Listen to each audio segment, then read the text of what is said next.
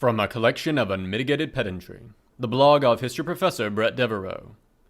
Teaching Paradox, Victoria II, Part 2. The Ruin of War.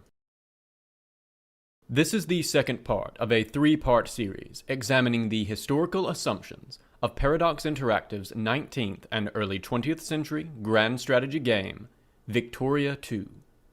Last week, we looked at how Victoria II handles its central defining theme, the Industrial Revolution, and the mechanics it employed. We also discussed how Victoria II is unique in the Paradox catalog for being a game centered on pops, that is, on population, more completely simulated and more necessary to the player than other games. That pop-centric design is going to matter this week as well, precisely because of the way it reorients the player to think about people, instead of merely thinking about states when assessing the value of various actions. This week, we're going to turn to how Victoria II treats war and peace. The military diplomatic game is the most consistent element in Paradox's titles, and the one set of mechanics that appears in all of them. It is also an expected convention of the genre, in that it is a theme that players expect from strategy games. Consequently, in all of Paradox's titles, war is a central activity, although perhaps less central in Victoria II than in any of their titles. But then the fact that war consumes 2/5 of the tech tree should tell you less central does not mean not central. As we'll see, Victoria II has its share of war, but perhaps the most interesting part of its treatment of war is how it, perhaps alone in the Paradox catalog, has a set of emergent mechanics which openly question the efficacy of war in achieving aims, either for individuals or for the state. We have spent all of our last posts building factories, so we can churn out a lot of things which go boom. So let's go ahead and set some of them off. Or perhaps not. But first, as always, if you like what you are reading here, please share it. If you really like it, you can support me on Patreon. And if you want updates whenever a new post appears, you can click below for email updates or follow me on Twitter at Bret Devereaux for updates as to new posts, as well as my occasional ancient history, foreign policy, or military history musings. Image. Victoria II, A House Divided, loading screen. Image description. The loading screen for A House Divided, the first expansion to the game. You won't see this anymore since I think everyone also plays with the second expansion, Heart of Darkness. End of image description. The dust settles. We need to start by reviewing the situation as it stood in EU4, or EU3. Not only because that provides a set of baseline expectations most Victoria players, 2 or 3, will have, but because it also generally reflects the conditions present at the start of any given Vicky 2 game. The basic outline goes thusly. The world consists of states, which are not restrained by any meaningful laws, at least against aggressive warfare. Those states seek first and foremost to survive. Since the best route to survival is military power, states seek to maximize their military power at nearly all costs. The most efficient way to maximize military power is for the state to expand, absorbing new peoples and new productive resources, which, in a pre-industrial context, is almost entirely about large amounts of agricultural land. Because productivity in society is very low, absorbing new lands and peoples, even at very low efficiency, say from tax resistance, is much more effective than attempting to increase domestic productivity. Consequently, each state, in looking to survive, is always looking to expand in order to gain more military power, in order to be more secure. But precisely because every state is doing this, most efforts to raise new military power leave states no more secure, because they are matched by all rivals. This is called the security dilemma, or more colorfully, the Red Queen effect. The only sure thing is that failing to violently expand, failing to engage in ruthless conquest, sets a state up, inevitably, to be a victim of the states that do. As a result, this creates an international system of dog-eat-dog competition, where war is normalized, and societies essentially compete in the degree that they can successfully militarize themselves and the resource base. If you ever wondered why it seems like most societies in the past held a fairly high opinion of war and those who performed war, this is why. The pacifists, generally speaking, there are doubtless exceptions to everything, did not survive. Meanwhile, the societies that were the most bellicose, the most willing to sacrifice people and resources, expanded and thrived. The fancy term for this system of unrestrained state competition in political science is a system of interstate anarchy. It is a very common system of international relations, and the Europa Universalis games reflect its brutal logic well. The Europa Universalis games, both 3 and 4, are set up so that this violent escalation reaches a crescendo towards the end of the game.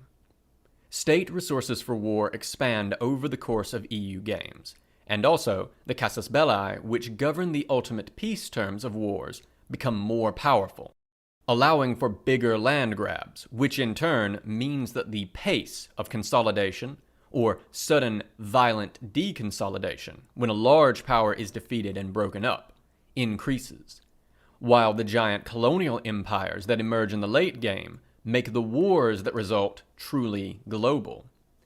This is meant, one assumes, to mirror the events of 1740 to 1815, with the War of Austrian Succession, 1740 to 1748, the 7 Years' War, 1756 to 1763, the American Revolution, 1775 to 1783, and the connected Anglo-French War, 1778 to 1783, and finally, the Wars of the French Revolution, 1789 to 1802, and the Napoleonic Wars, 1803 to 1815, making that crescendo of violence, albeit one where no one power was able to quite come to dominate the others. Victoria II picks up as a shattered Europe emerges fitfully from the smoke of the Napoleonic Wars, although by setting the date at 1836 instead of 1815, the player picks up with the new system already in place. Conveniently for us, people at the time had a name for that system. The Broken Concert. They came to call it the Concert of Europe, a system whereby, in theory, a general European war, that is, a war involving most or all of the great powers, could be avoided by resort to diplomacy and, early on, congresses, meetings where all of the great powers would get together to hammer out an agreement rather than resorting to war. Victoria II simulates diplomatic ebbs and flows of this system in its own crisis system, where territorial claims and independence movements can trigger crises which draw in the great powers, with a ticking timer before war breaks out. These are often resolved diplomatically before an explosive general war, reflecting something like a Congress of the great powers hammering out a conclusion. Image. Crisis screen from Victoria II. Image description. A crisis. Germany is backing the rights of the Thessalian Greeks to be free of Ottoman rule and join their fellow Greeks in Greece, while the Russians, no friends to the Ottomans but afraid of German power, are backing the Ottomans. The 4 countries in the middle, Italy, Britain, Spain, and France, have declared interest in the crisis and must now pick a side if it does not resolve. Failure to pick a side comes with a hefty prestige penalty. By this point in the game, likely hundreds of points.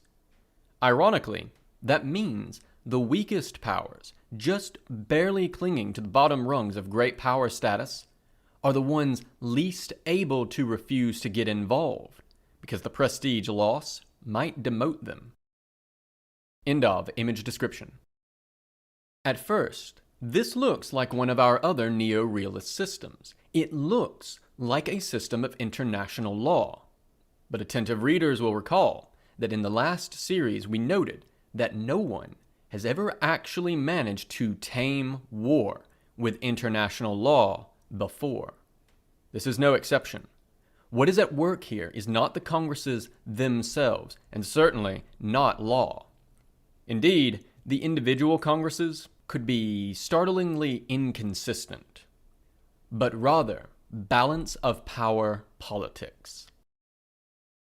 The pressures of anarchy aren't restrained, but instead, there are a sufficiently small enough number of major players that they can form into a handful, typically just two, major camps, which end up roughly balanced. The reason they end up roughly balanced is that it is counter to the interests of the lesser powers to allow the top few, which is the greatest of the great powers, to have the clearly strongest alignment, because then that bloc could wage war without fear and thus compromise the security of the lesser powers. Consequently, as a bloc gets stronger, the tendency is for lesser powers to leave it, a behavior known as balancing, to try to preserve the balance of power, which allows them to avoid the fatal pressures of interstate anarchy. As an aside, Vicky 2 achieves balancing through some odd mechanisms, mainly by limiting how many great power alliances each great power can have for most of the game, which tends to ensure to opposing blocks of roughly 3 powers each of the 8 great powers, with the rest more or less isolated. Crises themselves also encourage balancing behaviors in which sides the AI tend to join. Overall, Paradox's AI has always struggled with implementing balancing behaviors. Vicky 2 seems to essentially fake it, but it fakes it better than probably any other Paradox product. To be fair, I've never seen any strategy do balancing behaviors well. Most don't even try. That this system hasn't solved the pressures of anarchy becomes obvious the moment we look beyond the great powers to what those powers are doing outside of Europe.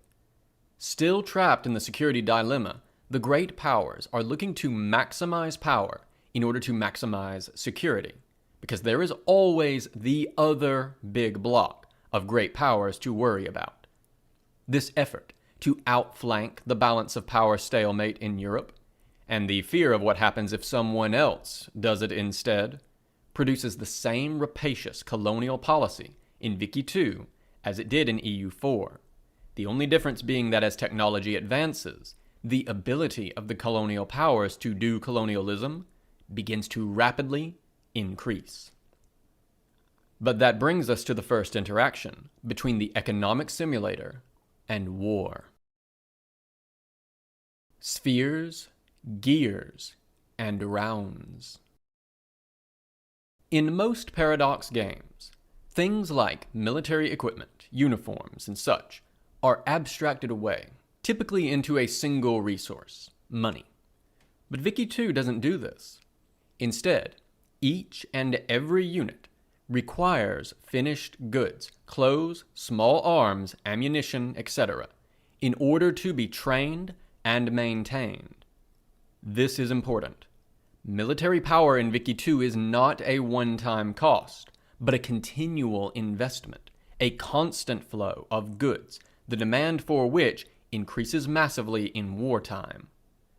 Soldier pops, representing professional soldiers in service in peacetime, also require these goods as continual maintenance. Navies require tremendous amounts of increasingly complex goods as well. Consequently, maintaining military force requires industrial production in the long run. While artisan production might be sufficient at the outset, failing to industrialize and thus harness the much larger amounts of production means accepting an 1830s size military, which even by 1850 means accepting tremendous, typically fatal, military weakness. But industrialization is complex. As the great powers pile on factories, they'll rapidly outstrip their own RGO's ability to provide raw materials. At the same time, war consumes massive amounts of supplies. To have production that can cope with war means overproducing some goods in peacetime, or at least having lots of production slack, like oversized ammunition factories that spend peacetime producing at much lower volumes.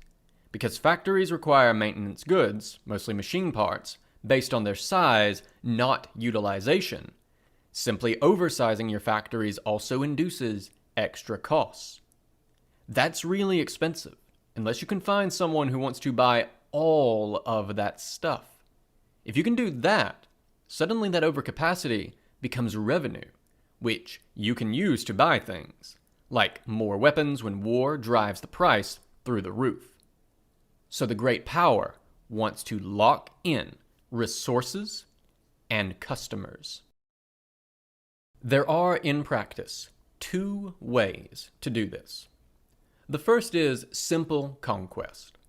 European conquests are expensive and difficult, but because by this point the armies of the great powers are so much stronger than the militaries of most of the rest of the world, conquest outside of Europe is comparatively easier and cheaper. And since the demand here is for resources and markets more than factories, less industrialized countries will serve just as well. At the same time, there is the sphere system. Great powers can use diplomacy to extend their influence in weaker powers, eventually pulling them into their sphere of influence. Spherelings, junior partners in this relationship, you may recall, buy and sell as part of their overlord, which means their resources and customers might as well be part of the state market of the great power. In return, the spherelings get a protection guarantee from the sphere leader, which massively raises the cost for any other European power looking to opportunistically prey upon them, since any predatory war against a sphereling risks bringing their great power patron into the fight. In most cases, in practice, it takes them out of the land grab game. Now, we'll talk about this system from the perspective of its victims in the last post in this series, but I want to note that the pressures of the security dilemma are not gone. The balance of power system has merely channeled them outwards into these colonial ventures designed to fuel the industries of the great powers, which in turn fuel their militaries, which in turn must grow in order to match the growth of their rivals. The Red Queen still reigns as everyone runs and runs, and no one can quite get ahead. Image. Military screen for early game France in Victoria 2. Image description. The military screen of an early game France, showing 47 standing brigades in 9 armies, and 106 brigades which can be mobilized. Note also the ship counts. I don't talk much here about navies, but late game navies are much more expensive than early game navies, despite often having far fewer ships. End of image description. I want to make a point here of just how vast the increase in military capabilities and costs are. At game start, France has 47 standing brigades, 141,000 troops, and can mobilize another 106 brigades, 309,000 troops in war. A maximum all-call army of 450,000. Jumping to the endgame, the France of my Ottoman playthrough, which has been AI controlled and so not benefited from the efficient sort of play that a human player can bring. Indeed, it has expanded only outside of Europe, and even then rather less than would normally be expected. Has, by 1921, a standing army of 192 brigades, 576,000 troops, and can mobilize for war another 555, 1.66 million troops, an all-call army of 2.24 million men, nearly 5 times larger than its army of a century prior. Naturally, the increase is even more dramatic for a well-run player country.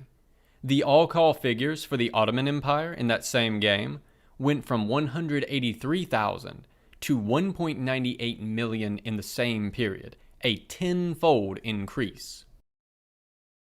Image: late game France military screen from Victoria II.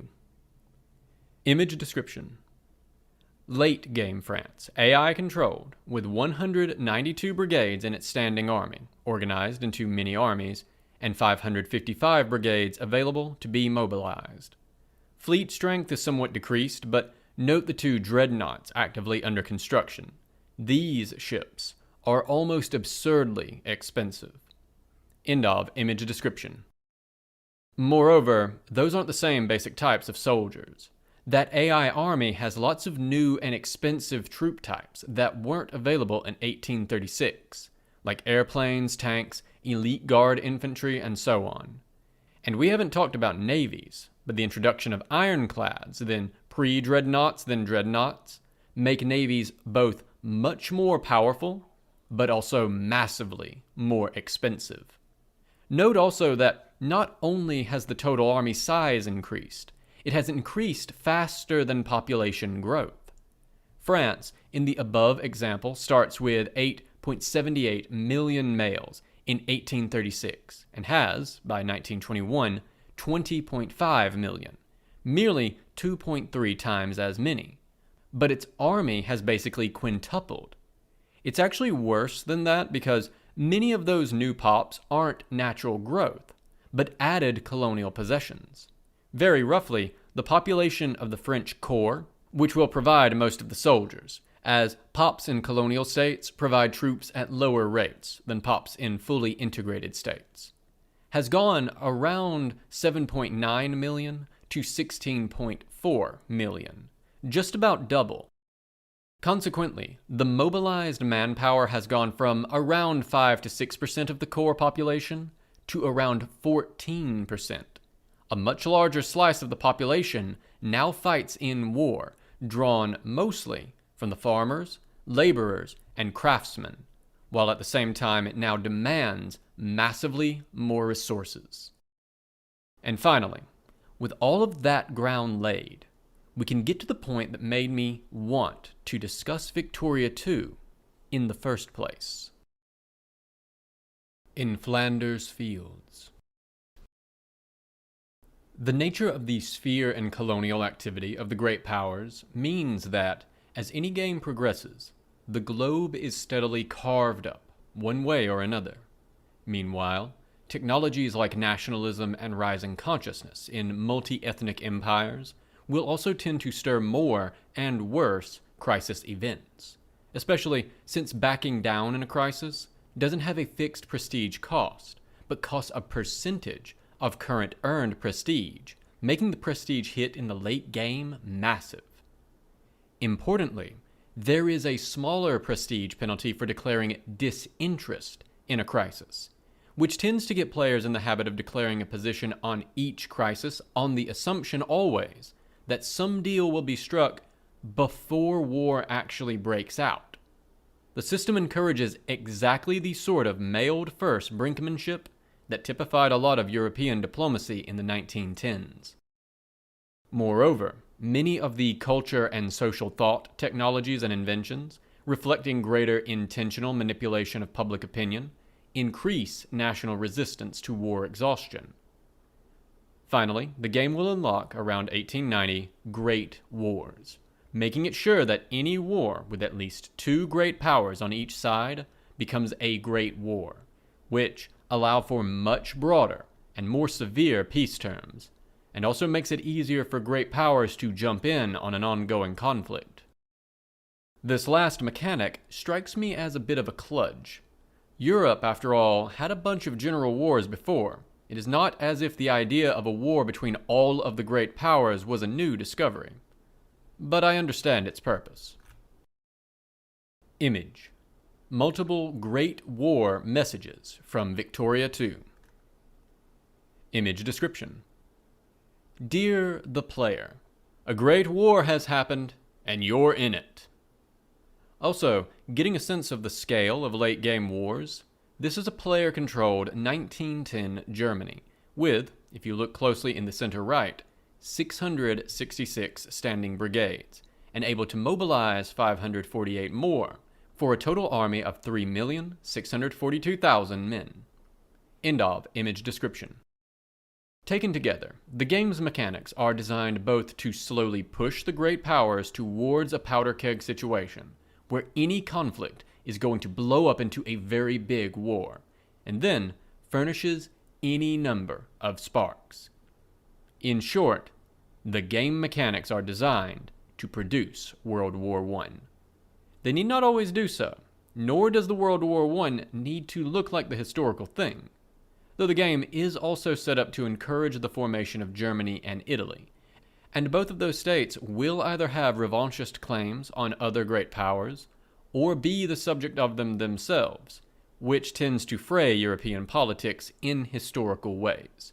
For example, Germany and France can basically never be friends due to competing claims.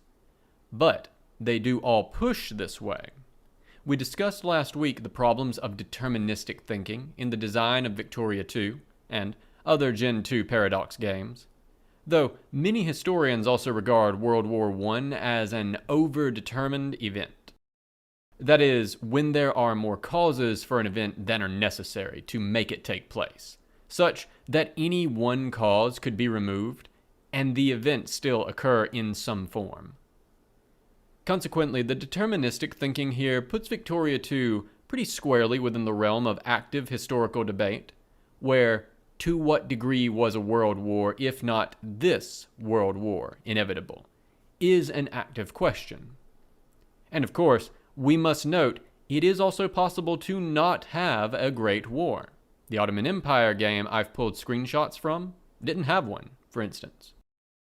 In some ways, World War I, in whatever form it takes, is essentially the final boss of Victoria 2. Have you, the player, sufficiently prepared your country so that it can make it through the military, social, and economic crucible of the First World War without being defeated or ripped apart under nationalist pressures? And I suspect that was the game design vision, moving towards this final test. Except. Image. Great War War Screen from Victoria 2. Image description. The War Screen. The focus here should be in the Great War, and in particular, the number of flags to each side. Each flag represents a country on that side. So my massive wall of Ally joins war messages will have been paralleled by a similarly massive wall of messages on the other side. This war is the result of the failure to resolve the crisis pictured earlier. Note that despite Germany's comically massive military power this late in the game, this war is only modestly in Germany's favor in terms of the balance of power, reflected by the numbers on either side of the war progress bar, 2,702 versus 2,296. This war would not be a blowout, but a brutal, long slog. End of image description. Except the best way to win World War I is not to fight in World War I. Actually preventing World War I in Vicky 2 is usually challenging, but not impossible. Since there are 8 great powers, you are, at most, only one of them. And if the other 7 decide to have a war, well, you can't stop them without having a war yourself. But you can choose to sit it out. And this is frequently the best score-maximizing decision. Even winning World War I is generally worse for your score than not fighting at all. How is that? Well, first remember that not only has your country's military gotten bigger, but so has everyone else's. By the 1900s, all of the great powers are industrial to at least some degree, or they wouldn't be great powers anymore, and so have those massive industrial militaries, which can now mobilize large portions of their total pops for war. Image. Early game battle map from Victoria 2. Image description. An early game battle in an early game war. Notice how the two armies don't even remotely feel all of the frontage available to them. You can see frontage displayed in that small window at the bottom left. The little orange and yellow squares on either side of the picture of a plane represent the two armies. All of the gray unfilled squares are unfilled frontage. End of image description. Next, we have to look a bit at how battles are simulated in the game, and how that changes. I'm not going to get too deep into the weeds here because this area of the game is complex. But in short, Vicky 2 largely borrows EU4's model of battles. One feature of this is the way it handles frontage. When two armies meet, only so many units, brigades, can be in combat at once. In EU4, over the course of the game, that frontage generally increased, reflecting the greater ability to control large armies, making late-game battles big, violent, and often more decisive, because more units are engaged at once. Although this trend is substantially counteracted by the larger and larger armies. Vicky 2 does the reverse, reflecting greater and greater amounts of firepower, forcing armies to disperse in combat and use cover more. Mid and late game military technologies reduce frontage even as they increase the damage land units do to one another and increase the ability of land units to sustain their morale in the face of damage. Consequently, early game battles tend to be quick, unpredictable, and decisive, but often with fairly low casualties. One side runs out of morale and retreats, forced to spend weeks recovering before trying again. Because this doesn't fit anywhere else, I want to note that the combat model and operational level game in Vicky 2 feels perhaps the most awkward of any Paradox game. Crusader Kings, Imperator, and Europa Universalis all share an operational level combat model where battles initiate when two opposing armies end up in the same province. This is a good system to produce battles at a point, which makes a lot of sense for pre-1900 warfare. Hearts of Iron, by contrast, breaks formations down to individual divisions rather than armies, and has combat occur when a unit begins to move into a province occupied by another. So the fight is not notionally at the center of a province, but at the meeting point of two. That model enables situations where armies are in contact, but not fighting, creating these clear operational level front lines. The frontage and supply systems also play a role here. Vicky 2 is caught, though. At the start of the game, even as late as the 1880s, the EU4 model makes more sense. But trying to simulate World War I with its vast trench stalemates really demands the HOI model. The designers for Vicky 2 opted to go with the system that makes sense for the first 4/5 or so of the game, but the efforts then to simulate World War I in the endgame feel quite awkward as a result. Instead of a Western front, one often gets a Western point, one massive battle, sucking in all of the armies, and leaving the rest of Europe nearly empty, save for reserve armies waiting to reinforce into the one maelstrom battle. I'm not sure how this could be resolved, except by having the game actually transition combat models in the middle, which seems very difficult to design. In stark contrast, late game battles are bloodbaths. Late game bonuses to morale, which really ought to be cohesion given its function in game, are massive, so units hold in the fight much longer, taking heavier casualties. Meanwhile, the narrower frontage ensures that battles last long enough for other reinforcing armies to arrive, turning into exactly the kind of whirling maelstrom of death we see historically at places like Verdun, where one relief unit after another was fed into the maw of the war for months on end. Image. Late game battle map from Victoria 2. Image description. By contrast, a late game battle occurring during a great war. Note, not only is the frontage much lower, but the armies are much, much bigger. meaning that while these battles will be deadly, they will also be slow, as units, one by one, reinforce. Note, it's not clear here, but those gray squares are, in this case, not unfilled. Gray is Germany's color. This battle is between a German-Dutch alliance and a British army, marching in support of the French. Note also the reinforcement armies hovering around this battle. There's a good chance that the British army will jump into the fight, evening the battle out and keeping it running, which will eventually pull in the German army up at the top, and on and on. The battles last long enough for armies to make those movements, which is actually a fairly adept simulation of one of the major factors that made the World War I trench stalemate possible. We'll talk about that in a later post, not as part of this series, in just a few weeks. End of image description. Something else happens here. The game simulates each army at a depth of 2, a front line and a reserve line.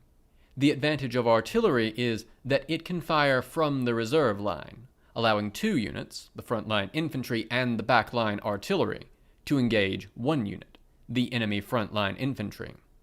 And now, we have to go back to that mobilization versus standing army distinction. Artillery has to be raised as part of the standing army. You can do this in war, mind you.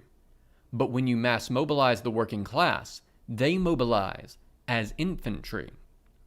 Once in battle, unless something has gone very wrong, the infantry is taking all of the casualties, but the firepower of artillery means they should be dealing more damage than the infantry shielding them. You should voluntarily retreat long before things get bad enough that your expensive, limited artillery gets reinforced to the front line and engaged directly. Consequently, late-game battles consist of each side using their infantry to shield their artillery and using their artillery to mulch enemy infantry. The first guy to run out of infantry loses and retreats. Flanking or overwhelming with infantry quickly isn't an option anymore, because the frontage is so low, the battle is guaranteed to fill all of it, leaving no flank. Now, take this combat system and add in countries whose industrial base and nationalistic resistance to war exhaustion means they can mobilize 10+% of their population and stick in the war long enough to keep reinforcing those brigades with fresh bodies and throwing them back into the fire. And one by one, the little changes begin to add up to a big change in how wars are fought.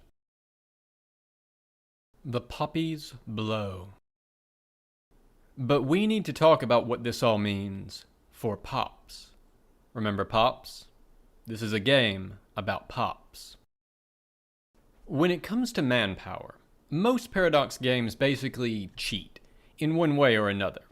Manpower is generally a resource required to create new military units, or reinforce old ones. But in most Paradox games, while it is created by your economic resources, like development in EU4, POPs in Imperator, or population in HOI4, it doesn't feed back into those resources.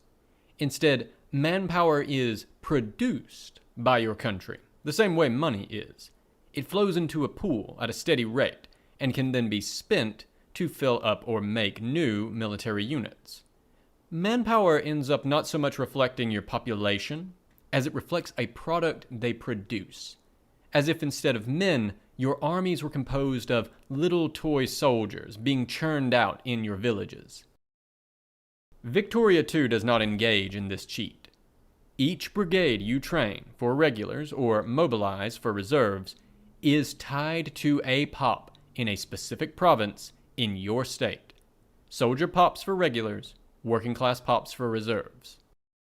This has significant ramifications. Even a victorious war has negative effects as pops are mustered out of the factories and the fields, resulting in lowered production, even as demands for war material spike. Players are likely to raise taxes to compensate, while also spending down reserves and taking loans, but that has further downstream impacts on POPs. The factories in occupied provinces also shut down, which causes those workers to be unemployed, which again matters, because remember that POPs use the money they get from their jobs to buy the goods they need. With no money, they buy no goods, and militancy begins rising. Even a successful war can thus produce economic slumps afterwards, which can in turn lead to militancy and from there to emigration or increased violent agitation. In the early game, having your factories shut down isn't too bad, but in the late game, where most of your production is factory-based, this is a catastrophe. Image. Army screen from Victoria 2. Image description. Here, we see the direct connection between a POP and a brigade. The 1st KOTOR artillery hails from KOTOR, today in Montenegro. Clicking the little soldier icon next to the brigade, which will change to match the POP type supporting it, will take you directly to that POP. Here, the soldier POP in KOTOR is very small, only 1,450 people, after, I think, the 3,000 men in this regiment were taken out to form it. If this regiment takes casualties, it will rapidly deplete that POP by demanding reinforcements, eventually exhausting the POP and being unable to reinforce. End of image description. The situation is even more pointed when men die. When a man in a brigade is killed in combat or by attrition, the game checks your hospital modifier to simulate medical technology to determine if he dies or not, with surviving POPs returned to their parent POP and dead POPs removed entirely. If the main POP grouping, the actual POP in game terms, rather than the individual unit of population, is exhausted in war, then its attached unit won't reinforce anymore, and eventually you'll have to disband it. If you recruit a POP into the army and get it killed, it is gone. It can't work in factories or work on farms. Not only that, because POPs reproduce, not only is that POP dead, but its death reduces your population growth, because POP growth is simulated as a percentage of POP size. Smaller POP, lower absolute growth rate. That POP and everything it would have ever produced, including other POPs, is gone forever. Even in the early game, this fact radically reconceptualizes the player's military activity, because every battle represents some quantity of POPs permanently lost. And because the player cares about POPs, they are the fundamental unit of production. This matters to players too. I suspect a lot of players, especially playing small countries, will have the experience of an early war where heavy losses to their standing army leaves their soldier POPs so heavily depleted that their army is crippled for decades to come, which ensures that they are thinking about this mechanic in subsequent games, especially when they are mobilizing not merely small armies of mostly professional soldiers, but mass armies. Already, this represents a serious departure from the attitudes about war encased in the mechanics of Europa Universalis IV, because it foregrounds the loss and human suffering that EU4 mostly obscures. But then this system collides with the build-up to World War I, and all of the systems designed to produce that conflict. Because, by the late game, we now have a situation where all of the major great powers can, and will, muster mass armies consisting of many hundreds of brigades of both professionals. The correct strategy is to heavily tilt your professionals towards artillery, and many more hundreds of brigades of mass mobilized conscripts. High unit morale and low frontage means that in the long, grinding battles of late-game wars, even with high medical tech, units will take mass casualties before retreating, often being entirely depleted. And reductions to war exhaustion coming from technologies linked to the rise of nationalism and jingoism mean that these great states will stick in the war long enough to reinforce those brigades, drawing yet more of their mass workforce again and again until the thing is done. The low frontage long battles in turn ensure that the war is unlikely to be decided fast enough to win before these huge armies are mobilized.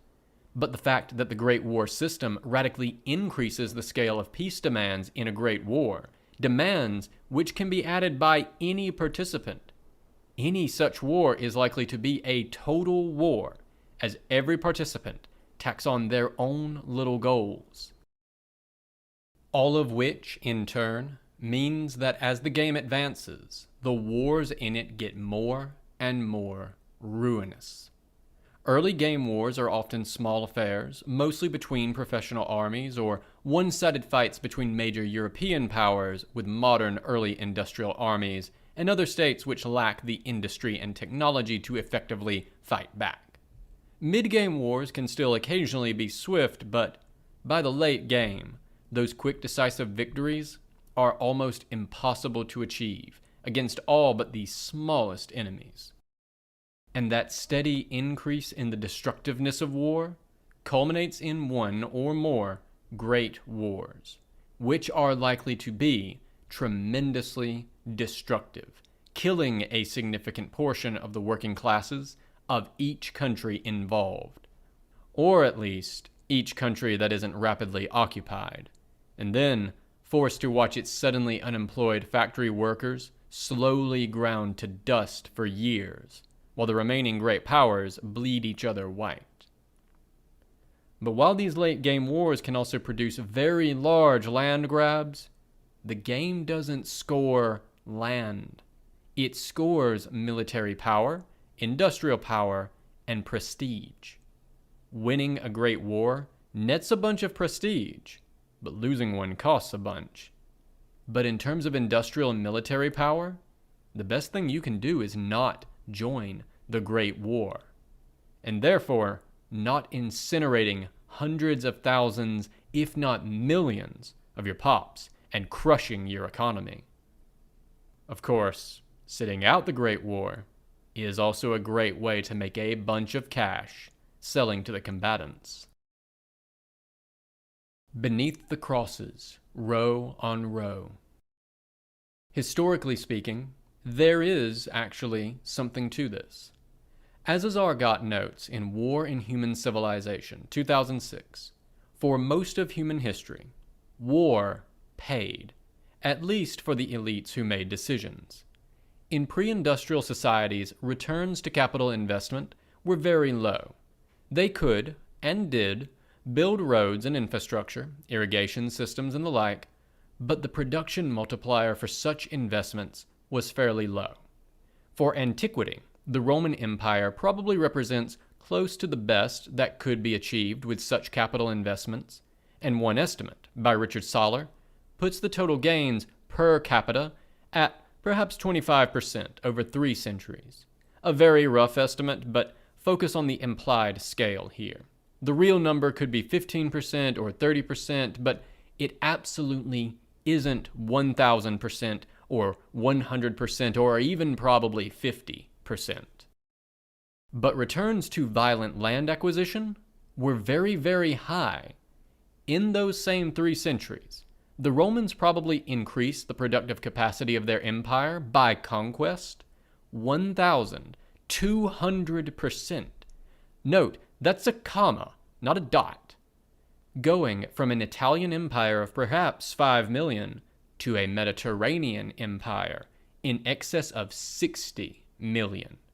And because productivity per capita was so relatively insensitive to infrastructure investments, we can on some level extrapolate production straight out of population here, in a way that we couldn't discussing the modern world. Consequently, the returns to warfare, if you won, were much higher than returns to peace. The largest and most prosperous states tended to become the largest and most prosperous states through lots of warfare, and they tended to stay that way through even more of it. This naturally produced a lot of very powerful incentives towards militarism in societies. Indeed, Gott argues, and I agree, that the state itself appears to have emerged as a stage in this competitive militarism contest, where the societies which were best at militarizing itself and coordinating those resources survived and aggregated new resources to themselves in conflict. Everyone else could imitate or die, technically, or suffer state extinction, with most of the actual people being subjugated to the new states and later empires. Those incentives produce exactly the behaviors we see in EU4 and in the early game of Vicky 2, where the most successful states are the ones that are rapaciously expansionist. And this makes a lot of sense if you think about the really basic energy economy of these societies. Nearly all of the energy they are using comes from the land, either in the form of crops grown to feed either humans or animals who then do work with that energy. Of course, small amounts of wind and water power were used, but only small amounts. As Gott notes, the Industrial Revolution changed this, breaking the agricultural energy economy. Suddenly, it was possible, with steam power and machines, to use other kinds of energy, initially burning coal, to do work, more than just heating things. For the first time, societies could radically increase the amount of energy they could dispose of without expanding. Consequently, as we've seen, returns to infrastructure and other capital development suddenly became much higher. At the same time, these new industrial technologies made warfare much more destructive, precisely because the societies doing the warfare now had at their disposal far larger amounts of energy. Industrial processes not only made explosives possible, they also enabled such explosives to be produced in tremendous quantities, creating massive, hyper-destructive armies. Those armies were so destructive, they tended to destroy the sort of now very valuable mechanical infrastructure of these new industrial economies. They made the land they acquired less valuable by acquiring it. So even as what we might term returns to capital were going up wildly, the costs of war were also increasing, which means that returns to warfare were going down for the first time in history.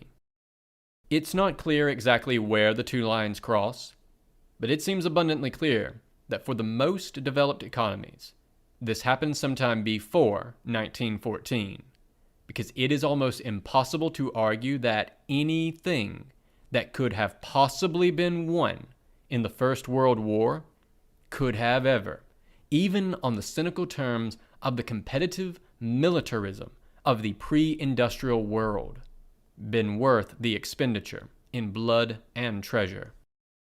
At the same time, Gott notes that human societies didn't suddenly reinvent themselves in 1900.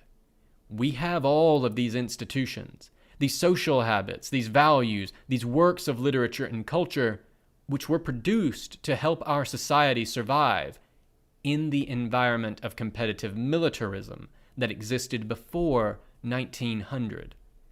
It is hard to stress the magnitude of the shift Gott is talking about here, taking the modern state, the most efficient violence machine ever developed by humans, and putting it in a world where war is maladaptive, is roughly like dropping a polar bear in the Serengeti. Everything that bear has ever learned is suddenly pretty useless or actively harmful. So, societies entered this brave new industrial world with a whole lot of habits and institutions designed to push them towards war. Because war used to be how one profited and survived. And I think it is the commanding triumph of Vicky 2's design that this very effect is produced not out of some railroading, nor because the game makes a war is bad sad face at you, but as a product of the mechanics. I do not actually even think that the designers here had Gott or his theories in mind. Johann may happily correct me if I am wrong. Rather, the triumph here is that in producing a historical simulation which came close enough, with all of its many flaws, to simulating both the rising gains to capital and the rising destructiveness of war, Vicky 2 produces this interaction as emergent gameplay. And the game also simulates that sudden mismatch between the social values of societies born out of competitive militarism and the new industrial world, quite brilliantly, on two different levels. On the first level, we have the player. They have almost certainly been trained on other Paradox games, or at least on Vicky 2's early game, where war still pays. They also have a set of expectations, much like these societies do. And those expectations include that final boss fight of World War I at the end of a game to prove how well or poorly they've managed their country. In short, they, like the leaders of Europe in 1914, are primed by their own socially embedded expectations to walk into the First World War without ever really asking if they should, in the profound sort of terms we've laid out. War, after all, is the doing thing. At the same time, the game's systems are going to pressure the player in this direction too. Your public wants that war. You have revanchist claims that are fueling the rise of dangerous nationalist and fascist parties after all. Even if the player has at long last recognized that building a new factory in Marseille will do more good for the French people than retaking Alsace-Lorraine, the political pressure reflecting a populace whose social norms haven't caught up to their new reality pushes you to that war anyway. Meanwhile, the crisis system creates a prestige cost for refusing to get involved. Prestige is funny. As a resource, it has no value, except that it contributes to score. I was wrong before. It doesn't determine by order. Rank does. But players want it. Taking that big prestige hit for just noping out of the Great War before it starts hurts a little and reflects the sort of concerns for national greatness, which fueled countries which often had no business being in the First World War to join anyway. And then before you know it, 10 million pops are dead. In a game where that matters, and the player is made to care. Everyone's score is now lower than it had been at the start, even the winners. But because these games are meant to be played multiple times, the player learns in the same way that, after a couple of disastrous playthroughs, the industrial world is beginning to learn that war doesn't pay anymore, and it is simply better not to be in World War I. It is also, by the by, a brilliant refutation of Steven Pinker's related argument in The Better Angels of Our Nature. And yes, I am aware that Gott blurbed Pinker's book and thinks well of it, but for my part, I think Gott has the far better argument. Pinker argues that the decline in violence we see today, and yes, violence has declined. Many people find this position unacceptable, but it is absolutely true. Per capita, violence and violent deaths have declined as a function of time over human history, though not evenly so, is a result of changing social norms and values, particularly focused on the Enlightenment.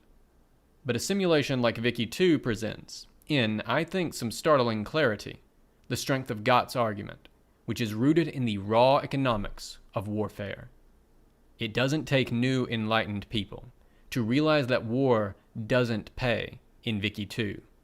And indeed, the enlightened men of 1914 certainly didn't seem to know that it wouldn't until it didn't, even with their enlightened values. It takes the experience of a war whose expense couldn't ever possibly be justified by the return. Cynical human profit maximizing does the rest. This may also go some way to explaining why the long peace has fallen unevenly over the world. For less industrialized, poorer countries, the old calculus still might more or less hold. Again, at least for the elites, who reap most of the rewards in war, but don't do most of the dying. In countries with resource extraction economies, grabbing the resources by violence may still be the profit-maximizing route in a way that trying to do the same in highly productive industrial societies is counterproductive, because the violence destroys the very human and physical capital you want to control. Gott's thesis would lead us to expect that while there might be a lot of tensions, and occasionally war between industrial powers, most conflict will center on developing countries with economies that are still largely pre-industrial or resource extractive. That is a pattern that seems to largely hold true. Though, those conflicts may draw in industrial powers, especially if intranational conflicts produce international violence. For example, transnational terrorism. The Larks still bravely singing, "Fly." This interaction, I must confess, was what moved me to write this whole series. Not just Victoria 2, but on the whole of Paradox's catalog. Azar Gott, after spending 600 pages building to it, closes by noting the enhanced ability for destruction unleashed by the Industrial Revolution, culminating in the taming of the atom.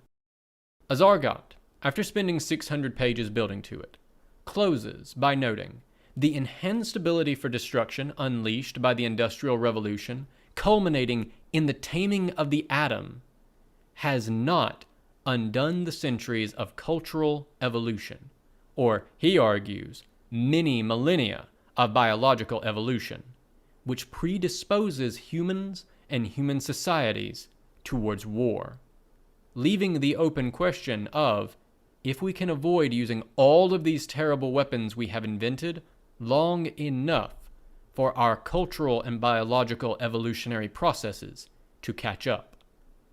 For the attentive player, Victoria 2 can deliver, in microcosm, much of the same analysis.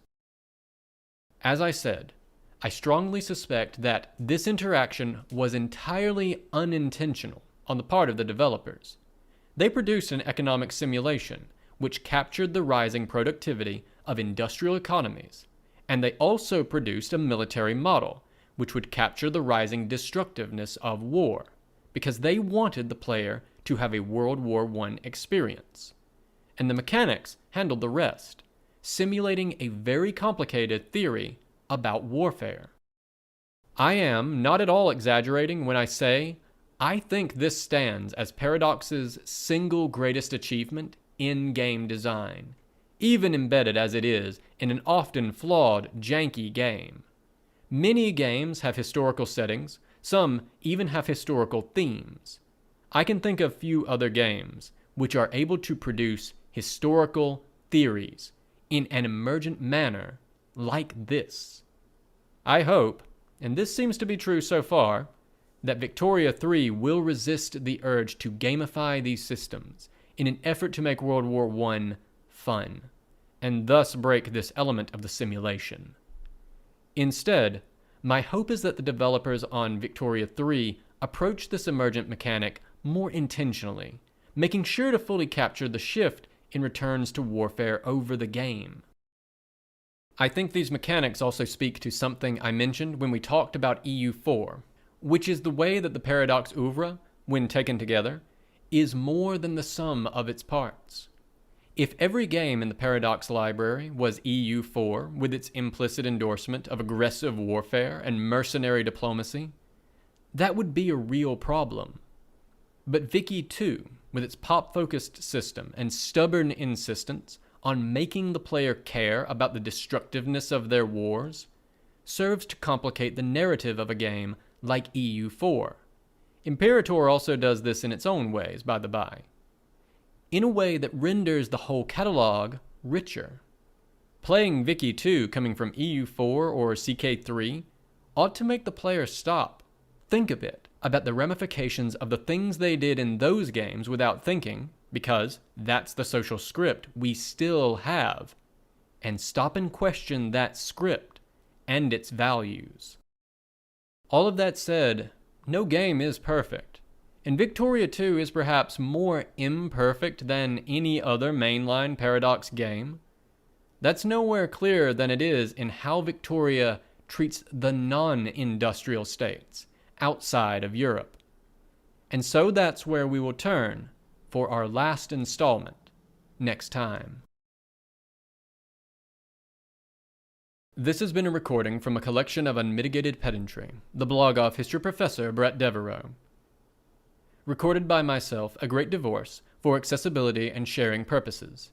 If you enjoyed this content and wish to engage with it or support Bret, please check the description for links to the original post on his blog, his Twitter, and his Patreon. I highly encourage you to share, support, and engage with his works on any and all platforms if you are so inclined. If you wish to support me, please do remember to like, share, and subscribe to this or any other content here that you enjoy. Thank you so much for listening.